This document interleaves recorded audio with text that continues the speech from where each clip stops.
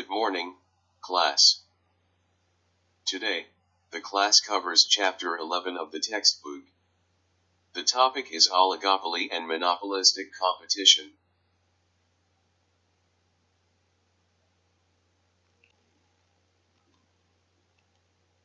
This chapter tackles the final two categories of market structure, oligopoly and monopolistic competition.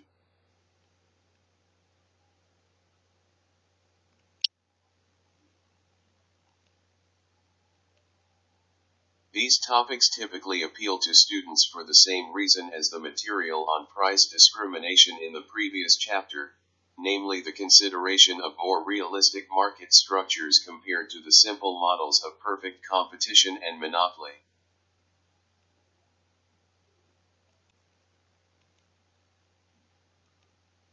This realism, however, comes at a price, and taking the time to present the technical parts of the discussion here is very important.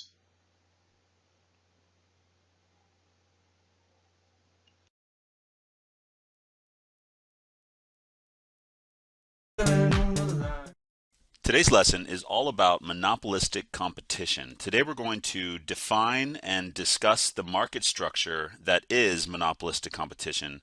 We'll identify some examples of industries that are monopolistically competitive, and we'll analyze the demand, marginal revenue, and the costs of production as seen by a monopolistically competitive firm to determine the level of output and the price that will result in both the short run and the long run in a monopolistically competitive market. So in previous lessons, we have discussed two other market structures up to this point. We have learned about perfect competition, which is a market in which there are thousands of identical sellers selling a homogeneous product, in which firms are price takers, face horizontal demand curves, and earn zero economic profits due to the very low barriers to entry.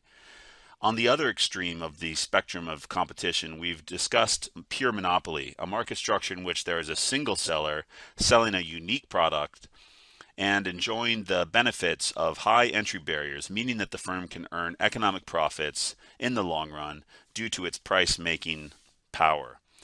Now, monopolistic competition is actually closer to the perfectly competitive market than it is to the monopolistic market. Some of the characteristics that exist in monopolistically competitive markets include a large number of sellers selling slightly differentiated products. Now, differentiated is a term that means simply different. Unlike perfect competitors, monopolistic competitors sell products that aren't the same as every other firm. An example of this might be a restaurant that sells Mexican food. Mexican restaurants are not the same as Italian restaurants, for example, or Thai restaurants. Mexican restaurants differentiate their food by producing a certain type of food. So the restaurant industry is actually a good example of a monopolistically competitive industry. Now, another characteristic of monopolistic competition is that entry barriers exist, but are very low. It is quite easy to open a monopolistically competitive business. The costs of getting into the industry are quite low. Therefore, firms will enter the industry if economic profits exist. Now, another characteristic is that since the firms are differentiating their output slightly, each firm has some price-making power.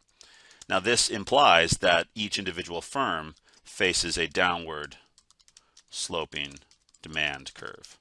This is in contrast to perfect competition, in which firms are price takers, and therefore each firm faces a horizontal demand curve determined by the price in the market for its product. Next, we can say that due to the low barriers to entry that exist, economic profits are unsustainable in the long run. Just like in perfect competition, if economic profits exist, firms will be attracted to the market. The demand as seen by the individual firms in the market will fall, and therefore the price that they can ultimately sell their output for will fall due to the original economic profits that may have been earned in the short run. So economic profits cannot be earned in the long run because the entry barriers are low, and entry eliminates profits. Finally, we can say that due to the price-making power of monopolistic competitors, neither allocative nor productive efficiency will be achieved in the long run.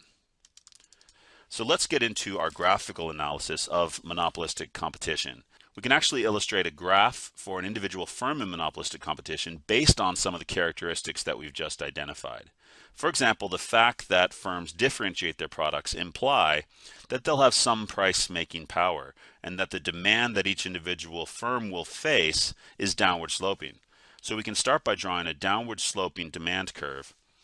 Now this is in contrast to the perfectly elastic horizontal demand curve seen by an individual firm in perfect competition. It looks more like a monopolist demand curve. It's downward sloping, meaning that the firm can charge high prices and sell small levels of output, or can charge low prices and expect to sell very high levels of output, as we can see here. There's an inverse relationship between price and quantity demanded for an individual firm's output in monopolistic competition. Next, we can examine marginal revenue for a monopolistically competitive firm. Since these firms are generally going to be single price sellers, price discrimination will be very difficult under monopolistic competition due to the fact that the firms don't have a huge amount of monopoly power. So a single price seller in monopolistic competition, just like a single price monopolist, as we have shown in previous lessons, will have a marginal revenue curve that lies below its demand curve, meaning that at any level of output, the firm's marginal revenue will be lower than the price it's selling its output for. So let's draw a marginal revenue curve that is connected to demand at a level of output equal to 1, but slopes down twice as steeply as demand due to the fact that the seller must lower its price in order to sell additional units of output. Its marginal revenue will always fall faster than the price of its good. So now we have the basic foundation for a monopolistically competitive firm diagram. We've got the demand curve, we've got the marginal revenue curve. All that's missing, of course, is our cost curves. So let's go ahead and draw a marginal cost curve. Now, marginal cost for a monopolistic competitor looks just like it does for any other firm. The shape explained by the law of diminishing marginal returns. Next, we can draw an average total cost curve. And I'm just going to go ahead and draw an ATC curve anywhere on this graph, making sure that the relationship between ATC and MC fits with everything we know about the cost that a firm faces. So once again, ATC must intersect marginal cost at its lowest point. Now what we have is a graph for a monopolistic competitor in the short run. We can show that following the profit maximization rule of produce where marginal cost equals marginal revenue, the monopolistic competitor will want to produce at a quantity where MC equals MR, which is right here. We'll call that QMC for the monopolistic competitor's quantity. And it can charge a price that corresponds with demand for that quantity of output. So just like we showed in a monopoly diagram, the price the firm will charge is found by going above the profit maximizing quantity up to the demand curve and then over to the price axis. And to determine whether or not this firm is earning economic profits, we can go up to the average total cost curve and over to the price and cost axis, and we can see that at its current level of output and price, our firm is earning economic profits equal to P minus ATC. So we have a rectangle here representing the firm's profits. So far, this looks just like a monopoly diagram, and that's exactly what it should look like. These firms are price makers. They face a downward sloping demand curve. Marginal revenue will always be less than price. And if they are successfully differentiating their products, the firms should be able to earn economic profits in the short run, as we have shown in this graph.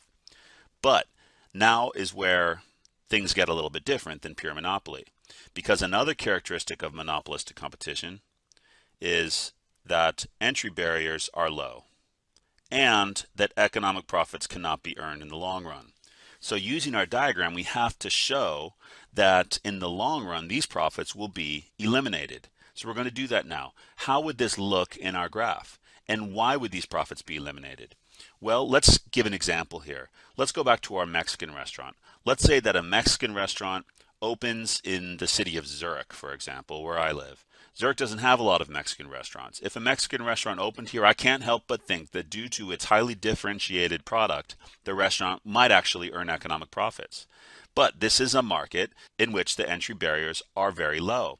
If one Mexican restaurant came in and started earning economic profits, as we see here, it's one of hundreds of restaurants in the city, so it's not a pure monopolist.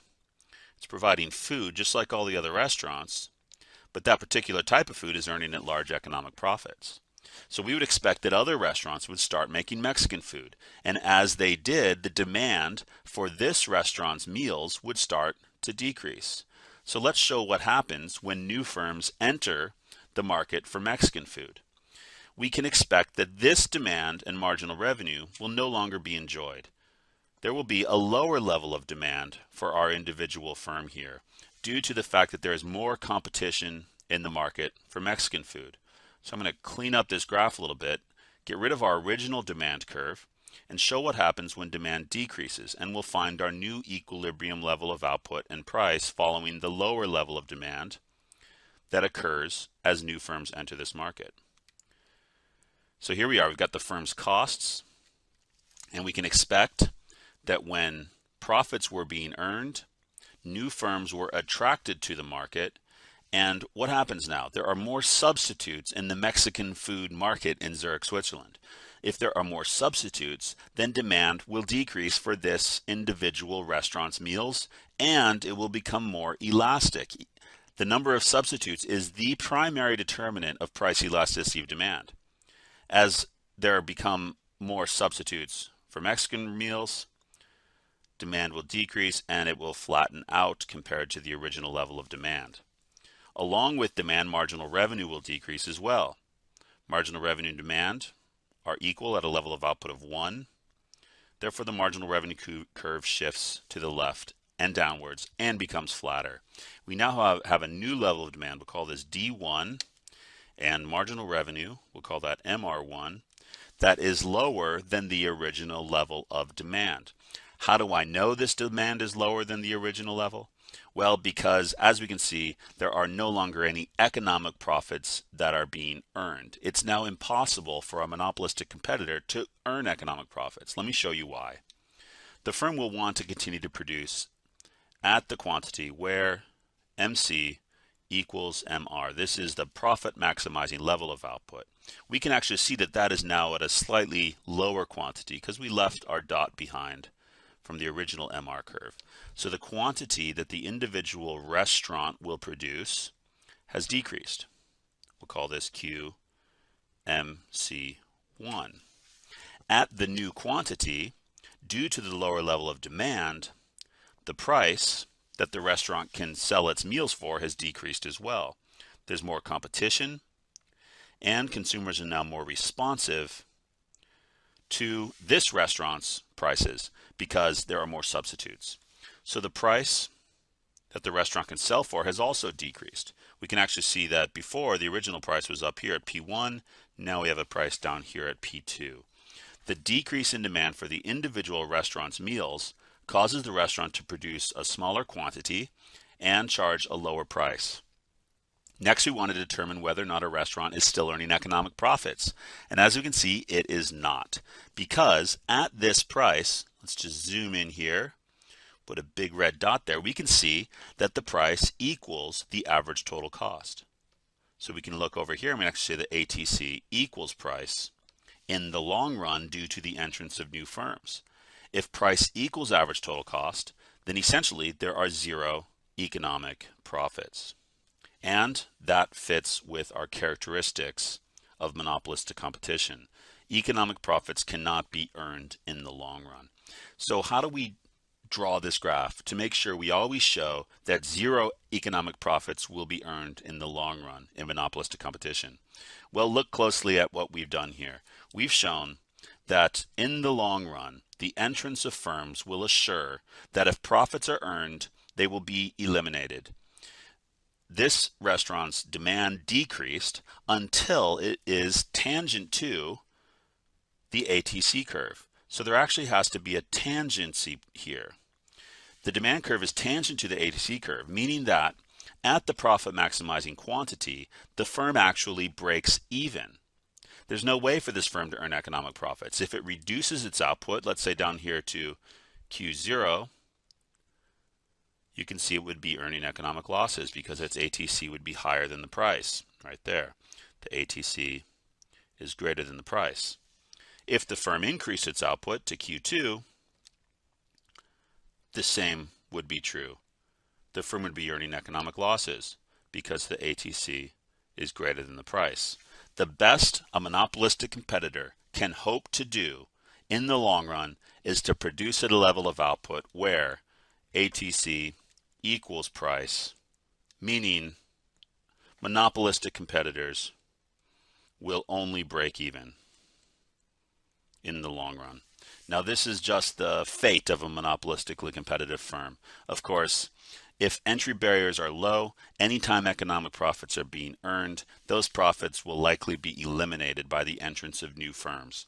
But the good news is that if losses were being earned, the barriers to exit are also low. So we could show a situation in which a monopolistic competitor is earning economic losses.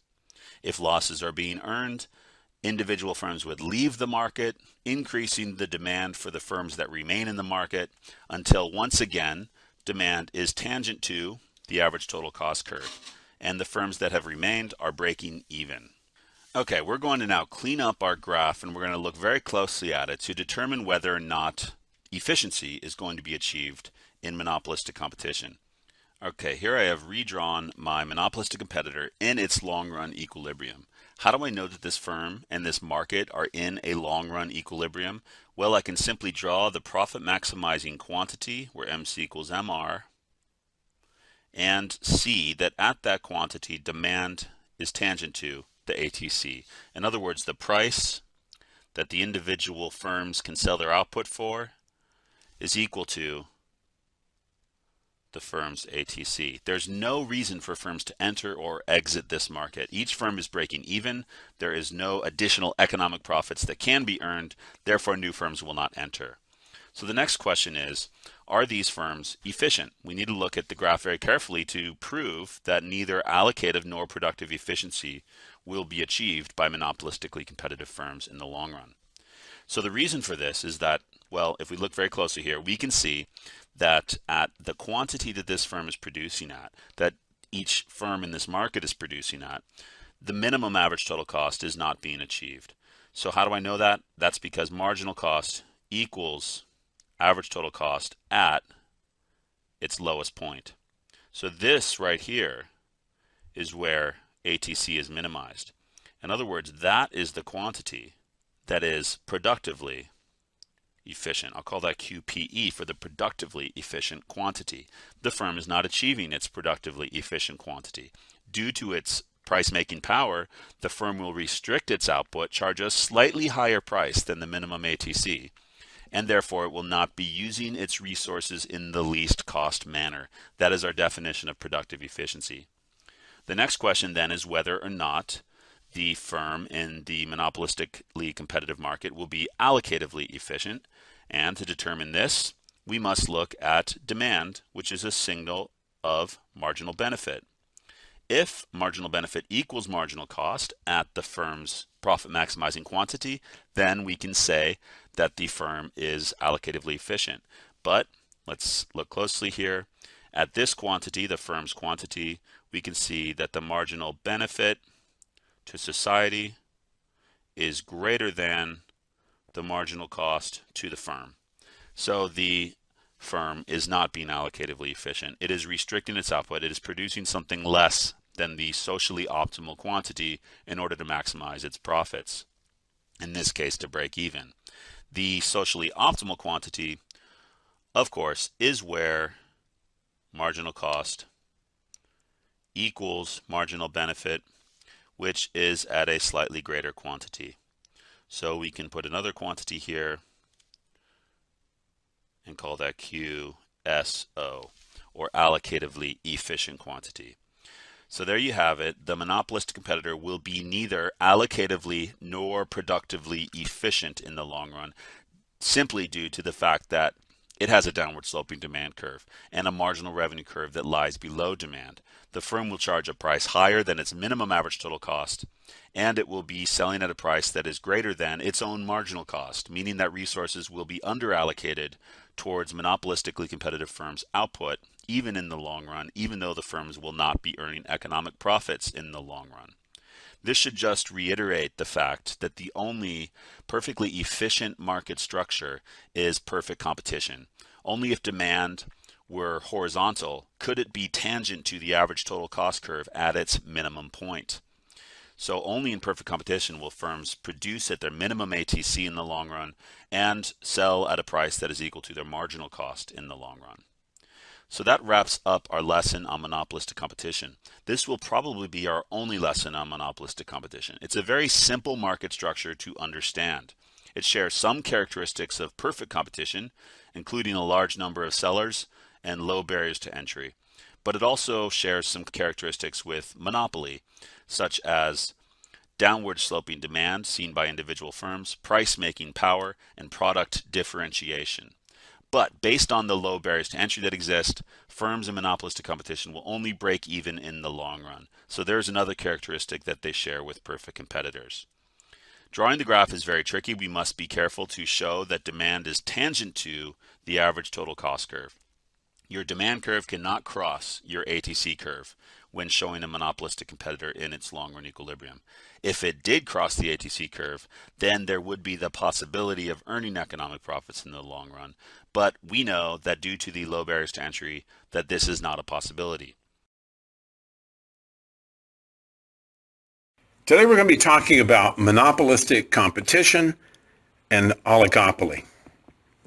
These are the two market structures that are in the middle of the model that we have of market structures. On the one extreme, we have perfect competition. And one of the things I want to mention before we go into monopolistic competition and oligopoly is that perfect competition, it's like that house that you have in your mind. Perhaps one day you have this idea of a house that you would like to live in, how big it is, how many stories it has, what the gardens look like, what the tennis courts look like, how big the swimming pool is, how much land it's on, the fact that it has a guest house.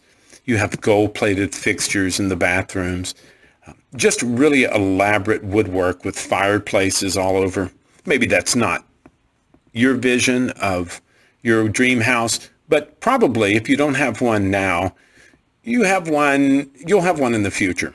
Well, the problem is that none of the visions that we have in our head of the perfect house or the perfect car or the absolute perfect vacation, they don't turn out to be reality, because never anything will meet that standard of perfection. And the same thing is true of perfect competition. We have this model in which you have a huge numbers of buyers and sellers that are dealing in identical goods, and everybody's selling at the same price, that there are no barriers to entry. Well, that's a little bit like in science where they talk about the frictionless pulley. They use that as a standard, even though it really doesn't exist. And so we have to kind of keep that in mind. When we look at other market structures, we're comparing it against something that's absolute perfection in terms of competition. And anything that's not perfect competition, we call imperfect competition. And certainly monopolistic competition and oligopoly fall into those categories. Some things, though, are closer to perfection than others.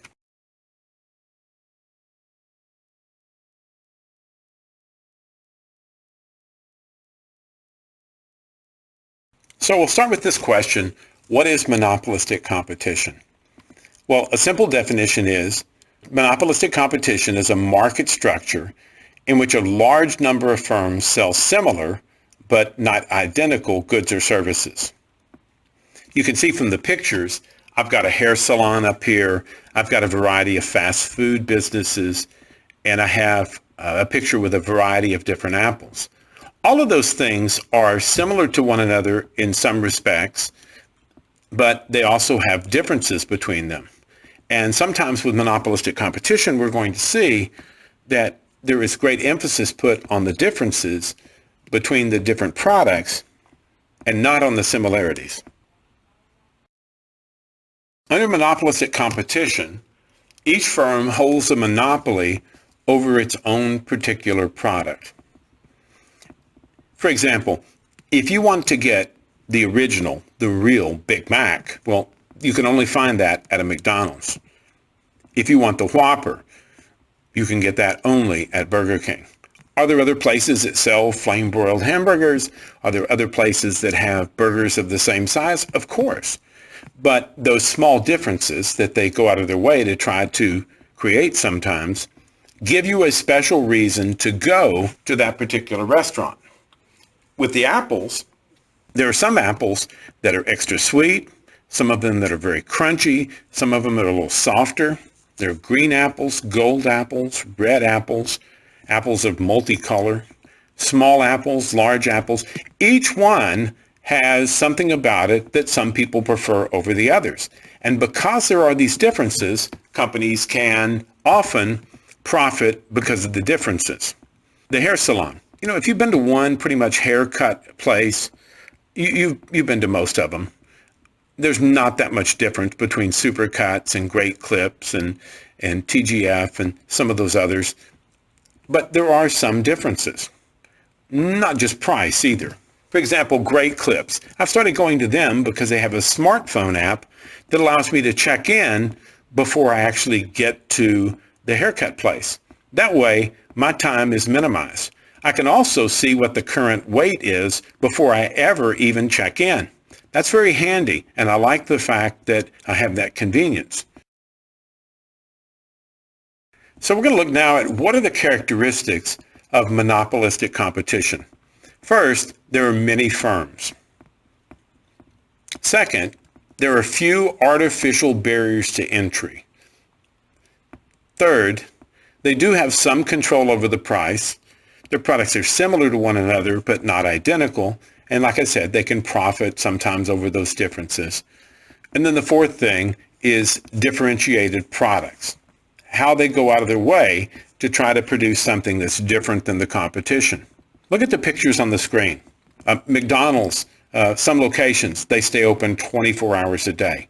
That's a convenience to people that work odd hours or like to stay out late at night. The playground equipment, the Happy Meal, all of those are things that bring customers in that really don't have anything to do with price. We're going to talk about price competition or non-price competition more in just a minute. So going on about non-price competition, there are basically four ways that non-price competition is used. Before I go into it though, let's talk about why non-price competition is so important to some businesses. There's one way I can get you to come into my business, my restaurant, my store, and that is by offering good products at lower prices than the competition. Lower prices than the competition, that brings in customers, but it also hurts my profitability. And so if I can find a way to get people to buy my product without cutting the price, then that's a big win for me. The first type of non-price competition is the physical characteristics. You can see in the picture I have a flame broiled burger. That's Burger King's claim to fame. Some brands of jeans, they'll offer different colors, different styles, carpenter pants, pants for tall women, short women, all kinds of options out there. The second one is location. Putting your business in a location that's convenient to people means extra business. If you'll notice where the really big Buc-ee's are around the state, they're on major, well-traveled highways. Buc-ee's actually also fits the second category, and that is service level. When you're driving across the state or across the country, to know that you can go into a place and get something to eat, get some coffee, be able to maybe buy some souvenirs and things, that's all great. But one thing that's really important is being able to get gas and not have to wait. And Buc-ee's has dozens of pumps, it seems like, and they always have extremely clean bathrooms. We've been traveling long distances and gone in there at 1, 2 in the morning, and there's still people in there keeping up and cleaning the bathrooms. That's been brilliant on their part.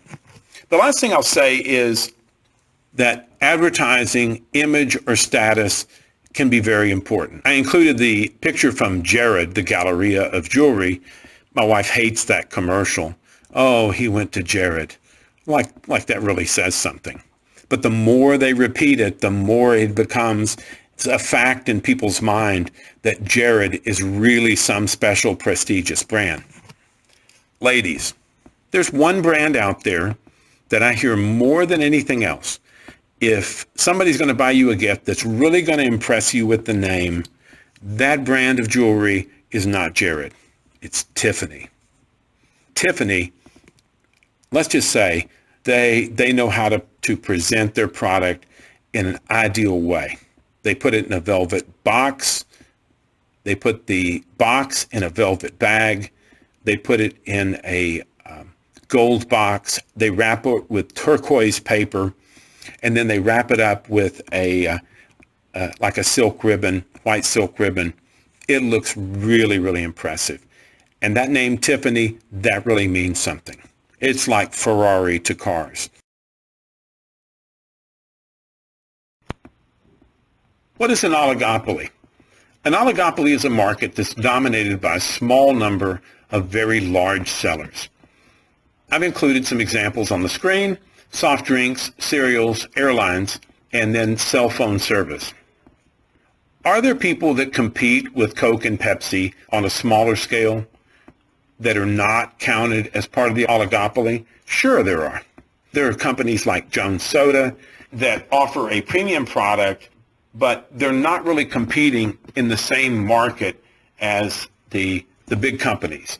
Are there smaller regional cell phone services besides Verizon, AT&T, T-Mobile, and Sprint? Of course, and there are prepaid versions, but most of them are relatively small in the grand scheme of things.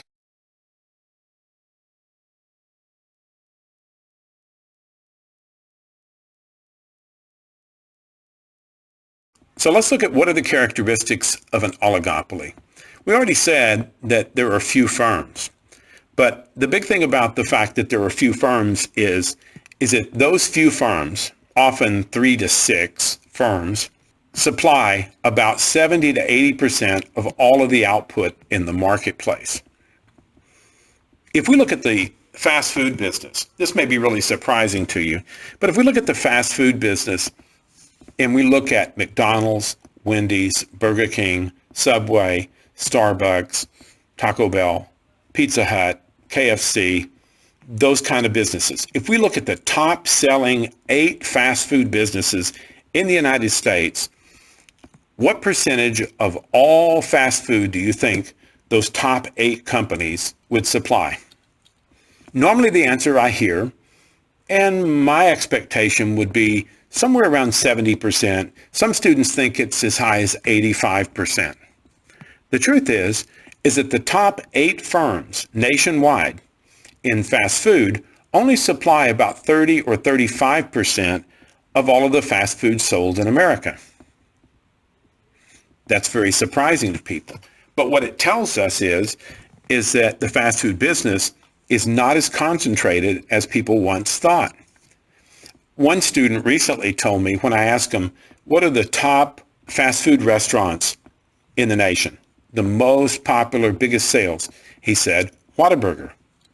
Well, that's pretty understandable because, let's face it, around here, Whataburgers are everywhere. But Whataburger is pretty regional.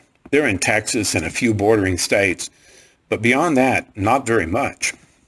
And so even though the top 8 companies only produce 30 to 35%, there are probably some bigger regional players, and then there are a lot of little local mom and pop kind of shops or places that have 2 or 3 locations that supply fast food as well. One of the things about oligopolies is that they often have very high startup costs. We talked recently about Intel and how if you wanted to compete against Intel, you might have to spend $2, $3, $4 billion in order to build a factory, put the equipment in, before you could ever produce one product. That keeps a lot of people out of these businesses. Think about it. If you wanted to compete against Coca-Cola or Lay's potato chip, do you think you could ever get to where you're on even footing with a company that's been around seemingly forever? It would be very tough.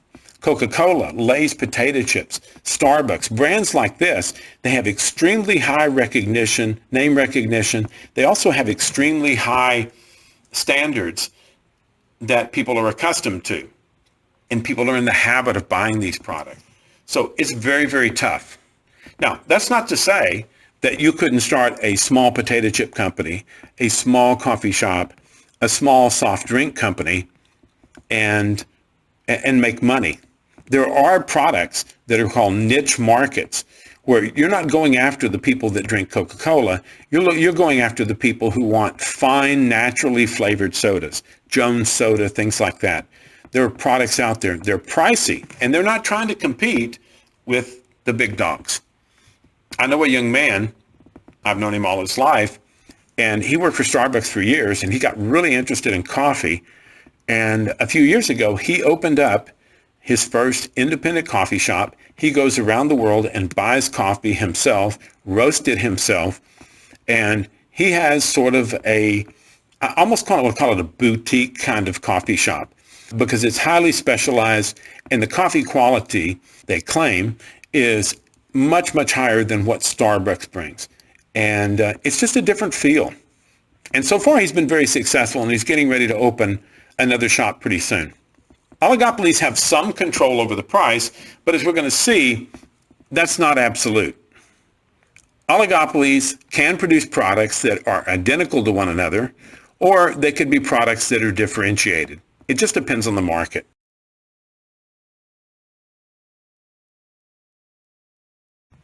Pricing in oligopolies.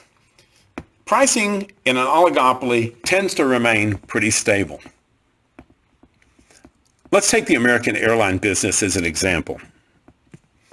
The top 4 airlines in America are United, American, Southwest Airlines, and Delta Airlines. Let's say, for example, that Delta Airlines, usually ranked as the 4th most popular carrier, wants to increase its profits. Or maybe they feel like they're not making money right now, and so Delta is going to raise all of its fares by $50. So Delta thinks if we raise our fares by $50, we'll make more money every time somebody flies with us. The problem is that we always have to anticipate that when prices rise, that people are going to change their behavior. We also have to think about the fact that if Delta raises their prices by $50 and Southwest and American and United do not raise their fares, that Delta is going to lose business and that the other 3 airlines will pick up business. So Delta tries to raise its fares by $50. The other companies ignore that price increase. Delta loses business and it's forced to lower its prices again. You see this happening all the time in the marketplace. What if Delta thinks, well, maybe we can make up the money that we're not making by selling in volume? And so Delta lowers its price by $50. Well, it's pretty well assumed in an oligopoly that, yes, competing businesses are going to ignore a price increase, but they will also match a price decrease. So Delta lowers its price by $50. Southwest, United, and American lower their prices. Now we're kind of back to where we were, except for the fact that now all of them are making less money. So what is the lesson here? Businesses in an oligopoly tend to find that if they raise their prices, other companies will ignore that price increase. And if they lower their price, that other companies will match that price decrease. And so if you cannot gain by either raising your price or lowering your price, prices tend to stay pretty much where they are. Now, I put an asterisk next to this because I do want you to realize there is one way that prices can go up, and that is if there is a price leader in the marketplace. The most profitable airline out of the big 4 is no doubt Southwest Airlines.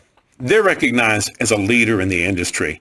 And if Southwest Airlines announces they're going to raise fares by $20, then that's a signal that it's probably safe for the other airlines to raise their fares too. They're just playing follow the leader. Delta, United, or even American probably are not recognized as price leaders in the industry. And so any price increases they make, they're going to be tough to hold on to.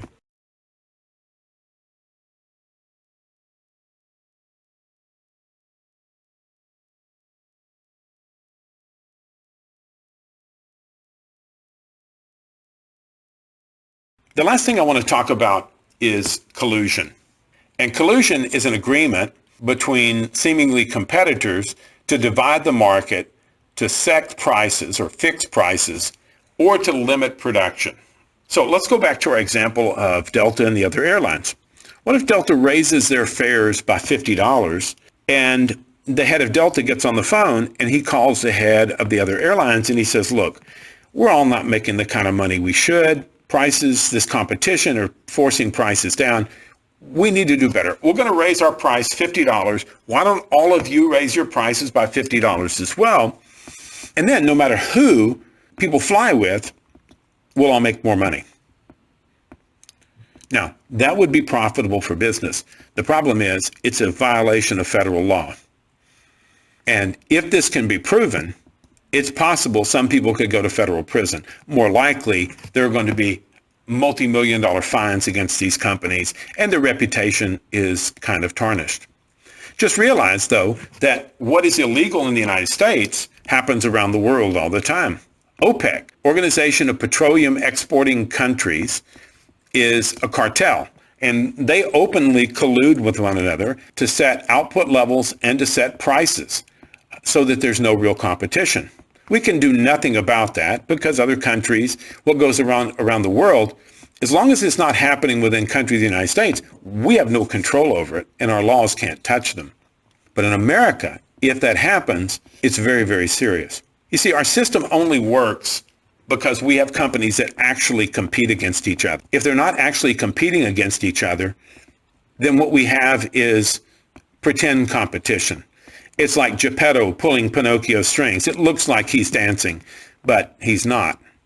It's all string pulling behind the scenes. And it's the same thing is true. It looks like businesses are competing against each other, but if they're secretly going together and making agreements to fix prices or set outputs, then the consumer is being cheated. And that is a violation of federal law and very, very serious.